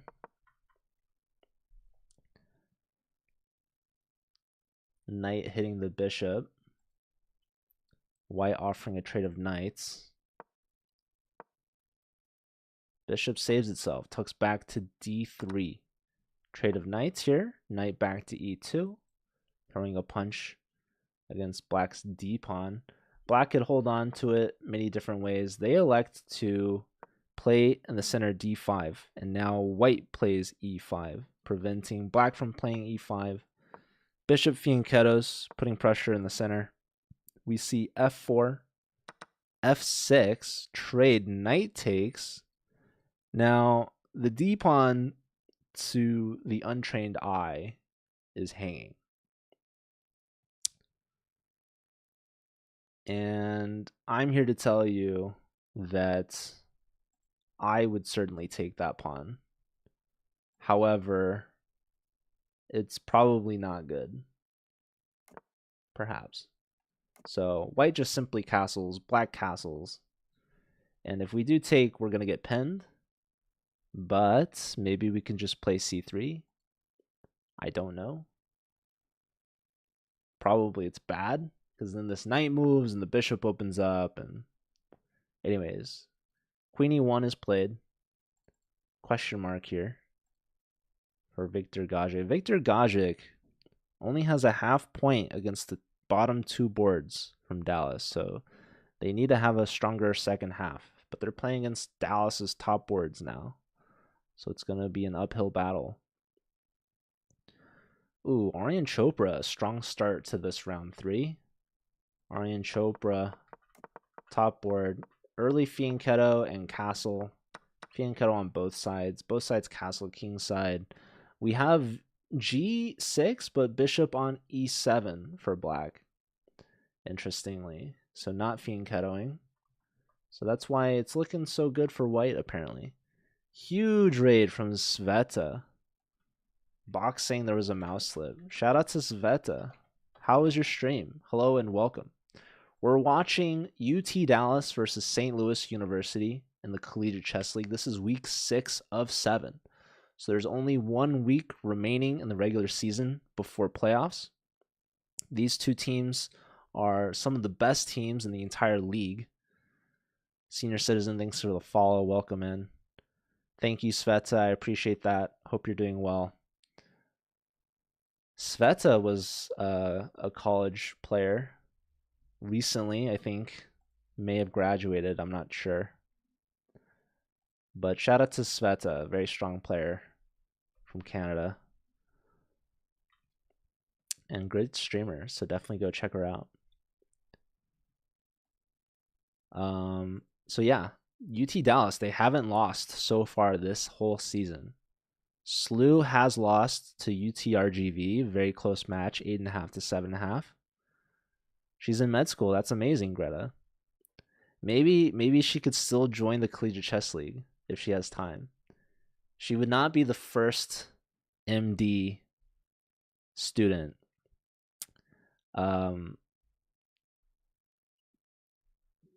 or even MD titled player.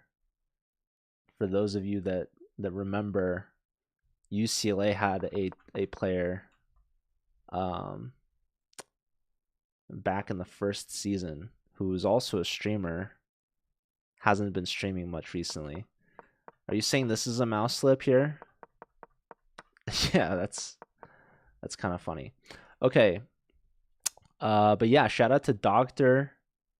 Julian Landau, FIDE master, MD PhD student at UCLA, who I think is wrapping up his residency in Boston, doing anesthesia. Okay, this board does not want to stay updated for me. What's up, Justin? Good to see you. Thank you, Frank. I try. I don't always know everything. In fact, most of the times I feel like I don't know anything, but all right, let's check in with Victor Gajic. He looks to be struggling. Victor Gajic has not been having his best match today. So with the white pieces, he's played G3. Perhaps some light square weaknesses here. And yeah. He's never taken on D4, and I don't know if he ever will. He's trying to fianchetto his dark square bishop.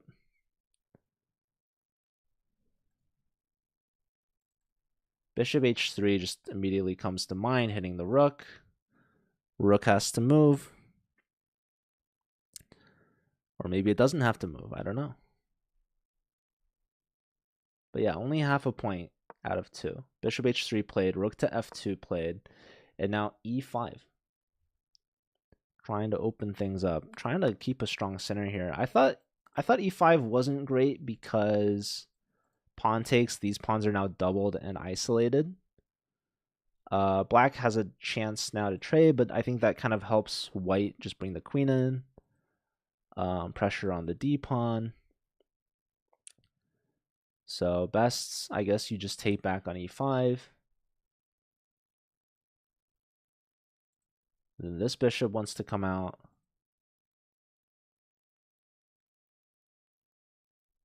So Victor might be bringing it back. Victor's also up on time, which is good. Let's check in with Balaji here. Ooh. Batsurin was part of that comeback in round 2, but now looks to be struggling here with the black pieces. Knight's guarding, queen attacking, knight steps back, and yeah, does he step into, what is this? Castles here, tactics. He wants to get the bishop out, but he doesn't want to block his rook when he castles queenside. So here, pawn takes, bishop takes, and Batsurin just giving up the queen. For it's a lot of material. It's both bishops and a rook, right? But this king is just exposed. Look at all this stuff that's just hanging. Bishop has to come back. Knight coming in. This is a double question mark blunder. Takes with check. Very interesting because bishop takes, pawn takes, and this knight's hanging, but this rook is going to come into the game. So an absolute mad imbalance here. Batsurin's got less than 30 seconds, though, is probably the big determining factor here, is that despite black having so much material, they have no time. The king is exposed, and this queen is just going to hit everything. So black doesn't even take the knight, steps back. He gets awarded a singular exclamation point as a congratulations for finding a good move. Rook over. And now Batsurin's completely winning, but only has 10 seconds. He takes the piece. He says, thank you very much. Why not? Right? And now, this king, I mean, look how safe the king is going to be in just a moment. The bishop is pinned, yes.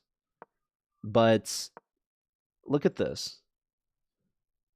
Look at the army around the black king. He's got no pawns, but he's got both knights, both bishops, both rooks. It's straight up 3-point advantage for Batsurin. You've got a knight and a rook to your name, but you're down 3 minor pieces for a queen and a rook. But you're up 2 pawns. So, yeah. It's a queen versus 2 minor pieces, a rook. Yeah, queen and 2 pawns versus all the minor pieces and a rook. So, all right. G pawn decides to join the attack, but the rook is there in time to protect f7. Knight stepping in. This pawn is hanging now, by the way. Maybe queen g3. So let's see Batsurin, how he does with all these pieces against the queen. It should be good for him. Should be good.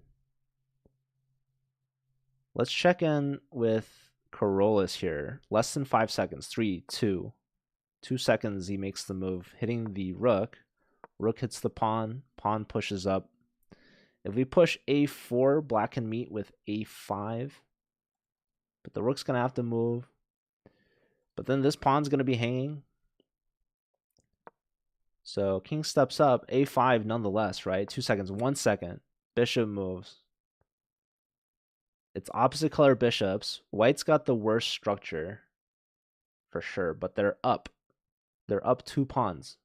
They're doubled and isolated, but they're still on the board. Take care, Bala. Thanks for being here. Take care. All right, bishop steps up, rook steps over. That rook was trapped. So white was winning, but then they done goofed. Maybe there was like this pawn sacrifice at some point. Rook e4, pawn push. What needs to be played here? Rook e4 needs to be played here. So white had an opportunity to try to fix their pawn structure. Oh, wait. White can push d7? Or can we take on c3? Rook takes, bishop takes. And if rook takes, we have pawn push. Ooh, king up is a mistake. King steps back. So white's pushing down in exchange. Ooh, Gajic is crushing. Gajic was struggling here for sure. But then black didn't find the best moves. They win, they take again, sacrifice, but the queen comes back, pinning and winning. So just up a bishop. Life's pretty good here for white. So Victor Gajic is going to be one happy player to win this game. Okay, we're getting some results. Batsurin finally won. Aryan Chopra won. That's going to take the lead back for Slew, their first lead of the match. Aryan Chopra improving to 2.5 out of 3. Batsurin improving to 2 out of 3. We've got Gajic winning this game with checkmate. And now we're left with Nicolosi. So Victor Gajic gets their first win of the match. And just like that, Slew, they're on the brink of sweeping round 3.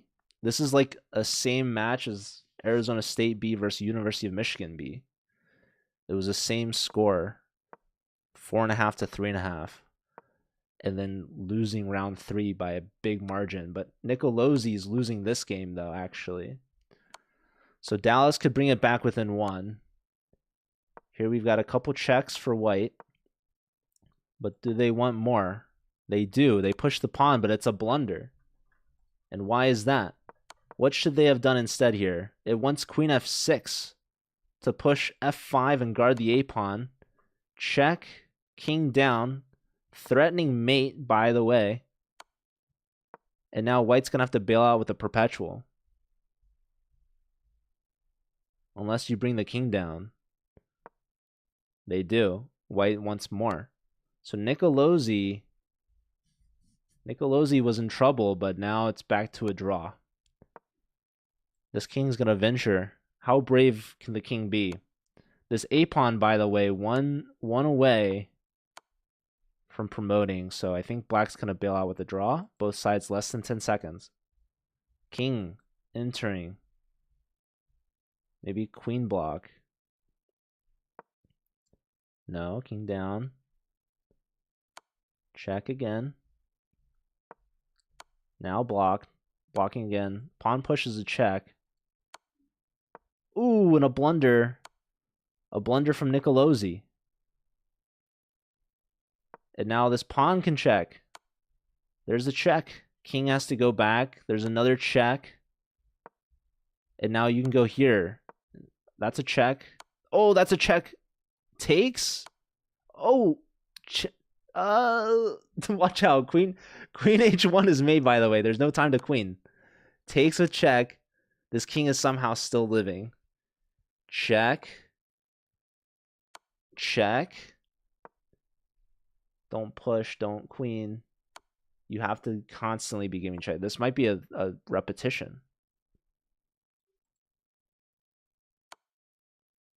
Check. King here.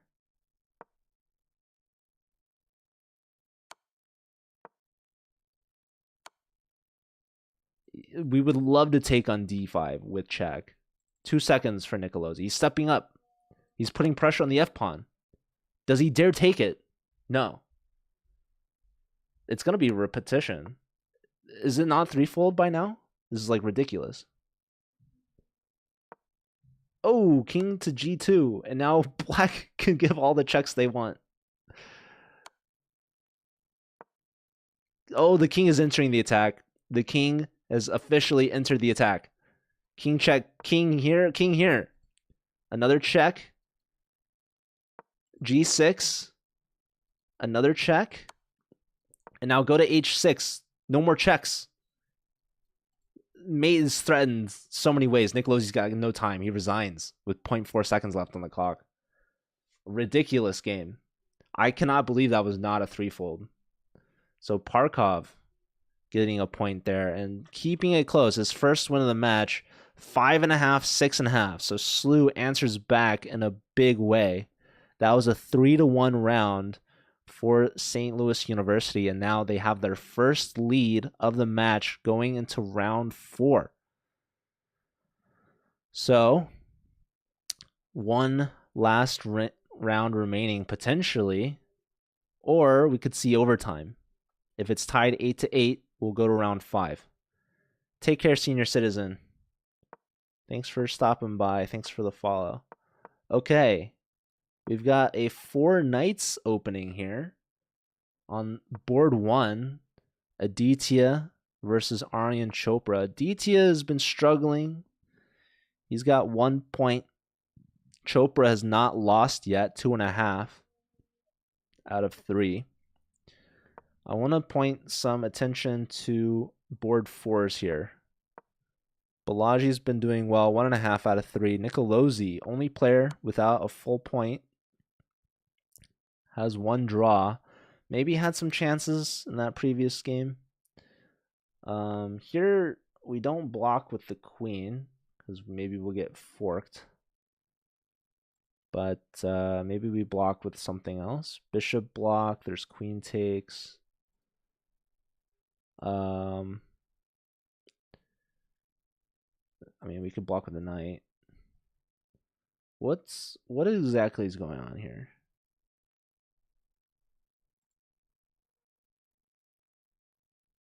This knight is on e3.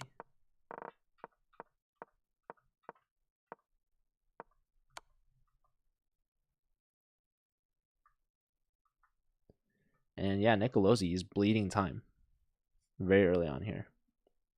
It likes white's position. It just a minute here on move 11. It's like any move actually it likes white. Any move. Except queen c3. Don't do queen c3. Okay, bishop blocks, gives up the pawn, and now it likes rook c1. It's saying rook c1, guarding here. Bishop to b4, renewing the attack on the rook, saving the queen, hitting the rook, hitting the bishop. So now we got to move the rook. We can't go to c1 anymore. And also, I feel like there's these ideas, right? Maybe. I don't know. Anywho, if we go rook to b1, then there's knight to c2. That's pretty annoying. So we can't go here. So probably we have to go rook to d1. Oh, but then the knight's there. Yeah. Great move here from Balaji. Nicolosi, he's on the struggle bus today. Balaji is over 5 minutes on the clock, has gained time from the start of the game, and Nicolosi is in a worse position and has half the time that they started with. So looking rough on board 4. Dallas is going to need that point for the comeback. Here we have a check, but I think just the king moves. Double question mark is pretty brutal. Pretty brutal stuff. All right. Let's check in with Victor Gajic. Victor's got the black pieces, 4 minutes, and Corollas. So Dallas, their points are pretty evenly distributed. All their players have at least 1 point, but no one's at 2 points. Everyone's got 1.5 except Aditya. St. Louis, they've got Aryan Chopra and Batsuran with at least 2 points each, leading their team. But their board 4 is struggling. Victor Gajic is not doing well in this position. But, I mean, it's still early on. Nothing crazy, right? There's better center for white, more space. So, yeah, bishop maybe is going to come in.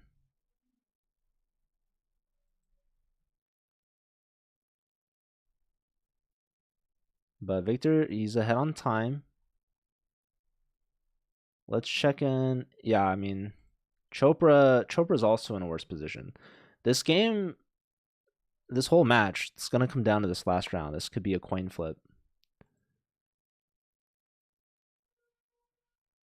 So, let's see. Black gambited a pawn.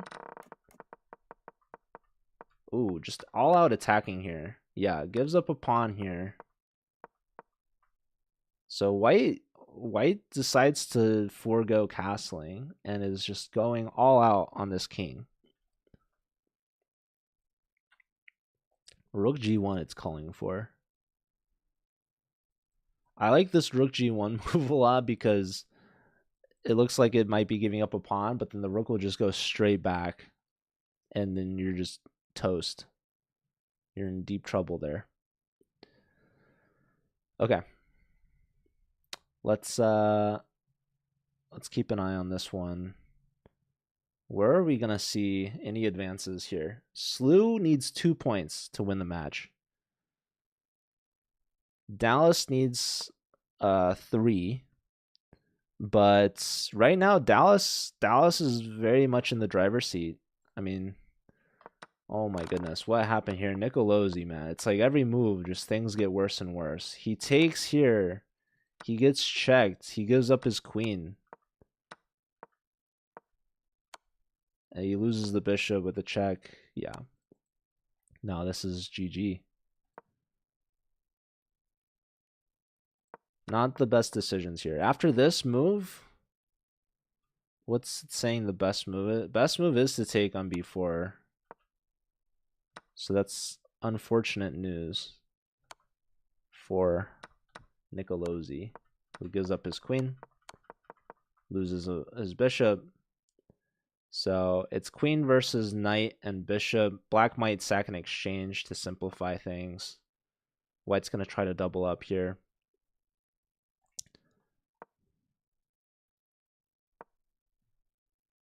And things are getting worse for Chopra and Gajic.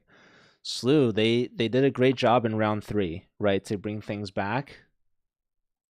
In this position, interestingly, it's loving knight f5 check for the record. You get this rook, actually. So,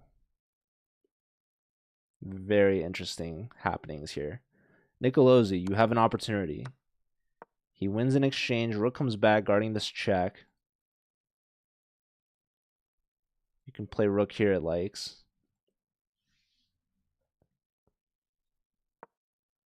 Very low time. Nicolosi wants to bring his other rook in along the 8th rank. Balaji's up a lot of time. He really shouldn't have given up this tactic, but that's okay. He's pressing on the clock for sure. Corollas is beating Victor Gajic. Slew is going to be desperate here in just a moment. Okay, rook is in. We're hitting this 3 times, no? Can we take? We do take. And we open up the rooks. So Gajic officially loses a pawn.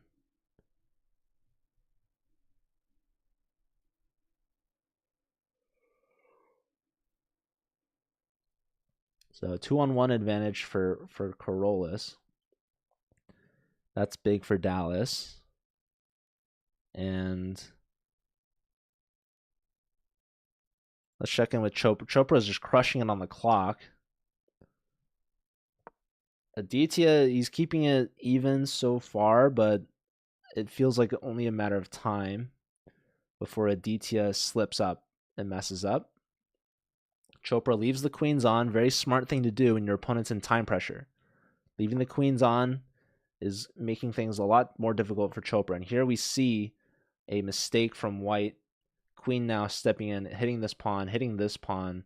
This king is regretting foregoing castling, right? And so even though it looks like Aditya had an attack going, as long as Chopra was able to hold and defend, eventually that pawn advantage and the attack is going to dwindle out, I think. So here, just queen takes c2 is the move that's being called for. The d pawn is going to be hanging.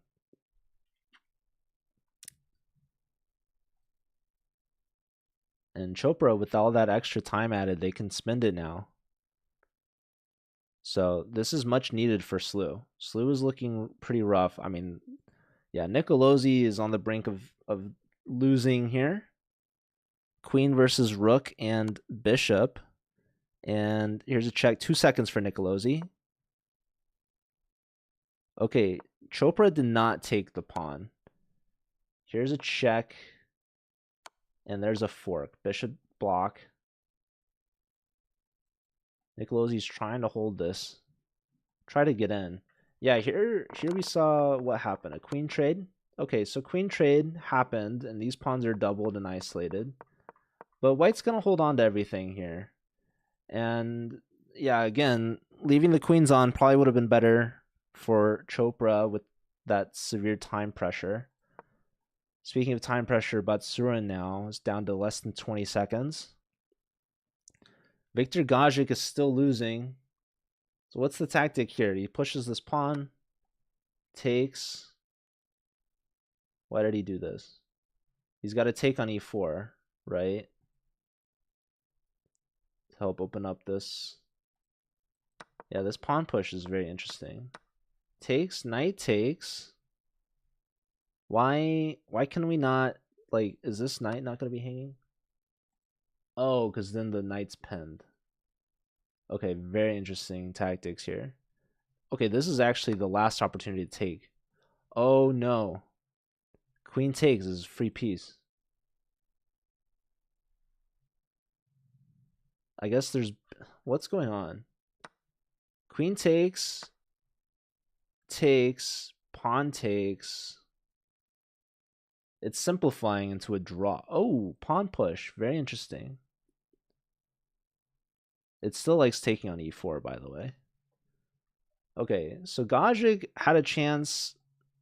I mean, Corollas had a chance. They're all in time pressure and scrambling. Nicolosi finally lost his game, so that's going to tie everything up. Balaji improves to 2.5 out of 4. Batsurin is losing. Corollas is winning. I mean, this looks like a Dallas win, you guys. I think Dallas is going to win this.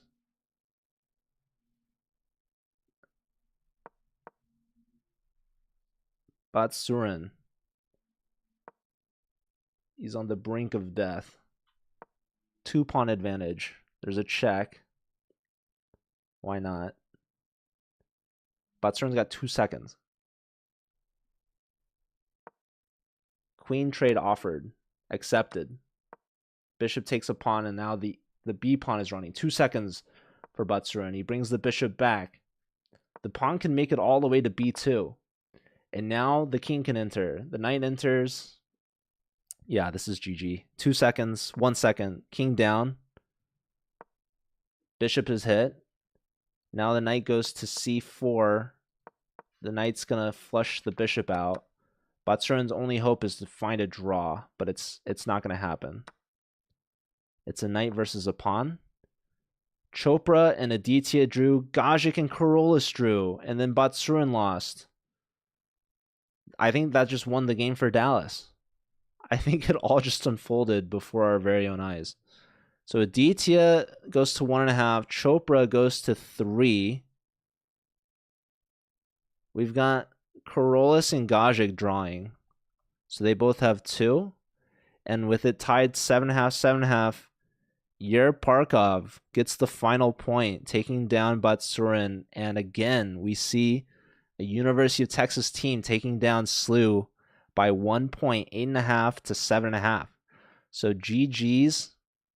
Dallas clutching out the win in that 4th and final round. It looked like SLU was doing very well after round 3. Strong start for Dallas in this match to get a very important lead early. SLU did well to bounce back and overtake the lead in round 3, but in that 4th and final round, Dallas clutched things out there. So stick around, guys. We might have an interview.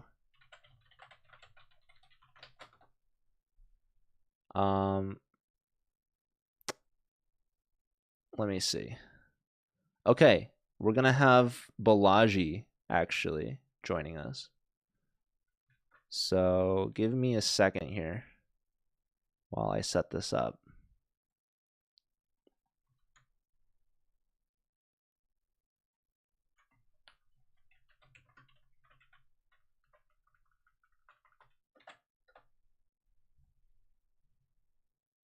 I'll take a quick break. Okay, guys, so give me 1 second.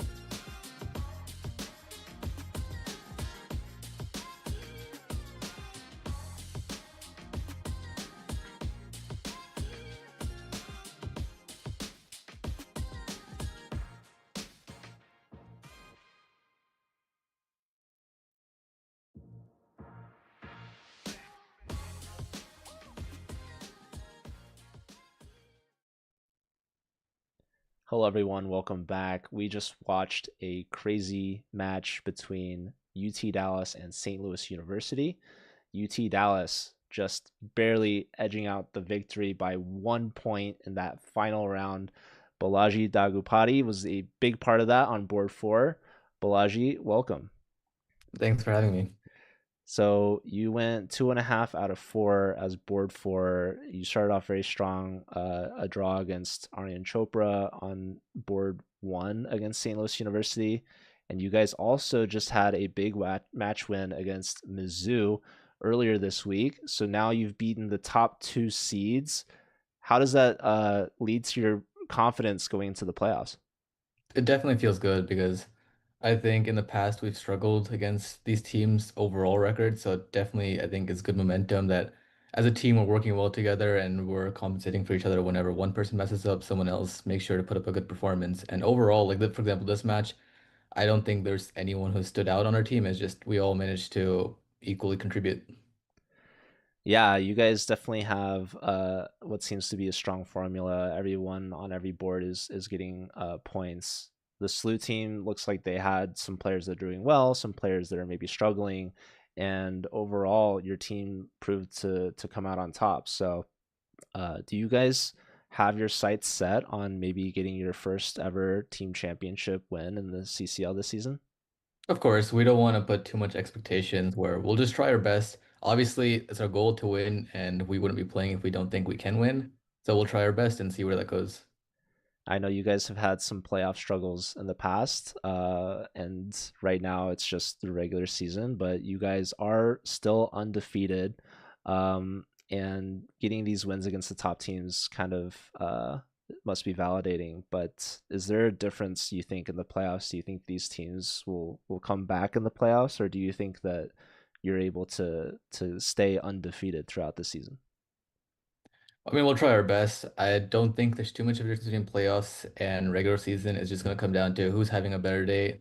Today, it seemed like maybe some of their players were not in as good form as their usual. So maybe we'll see. When it comes to playoffs, we'll see who's in better form then.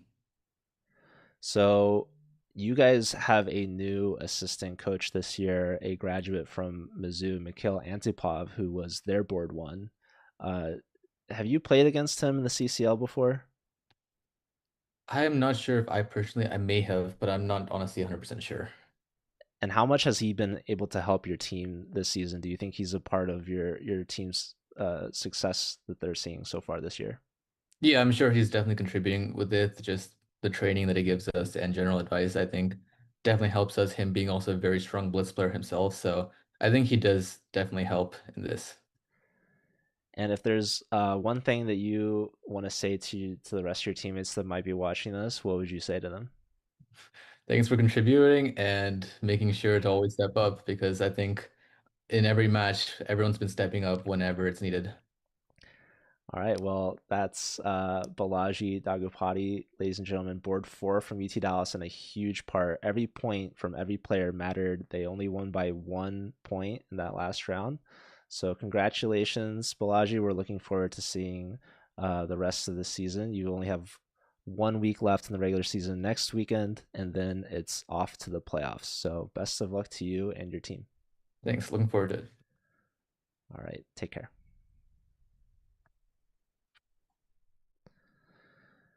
All right, ladies and gentlemen, that was Balaji Dagopati from UT Dallas. Board four, huge win against St. Louis University, winning by 1 point and remaining undefeated. So they have yet to lose, and they also have yet to win a Collegiate Chess League championship. So best of luck to them. We only have 1 week left in the regular season, and that's going to be next weekend, November 8th. Thank you all for watching. I hope to see you all then. Happy Halloween. Hope you guys had a good time. I should have asked Balaji what he wore for Halloween if he dressed up. It's all good.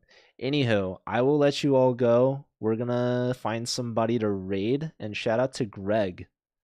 Happy birthday as well to Greg. My goodness, what a guy. Absolutely the best. And shout out to Cash Carbon. Um, okay, Ladies and gentlemen, I don't know why you guys are talking about my mic wire. What are you guys talking about? What's going on? I'm gonna find someone to raid. You guys want to help me? Who's on right now? Is Cash Carbon live? We could raid him. Too bad if he's not, unfortunately. I have 3 channels to raid with, by the way. I've got my own personal channel. We've got CCL channel. We've got Chesscom community. Okay, I see there's actually a Collegiate Chess League match that's streaming. Suli. I'm gonna raid him. So thank you all for being here. Stick around for the raid, and I will see you all later. Take care. Have a good one. I'll see you all hopefully next week. All right. Bye.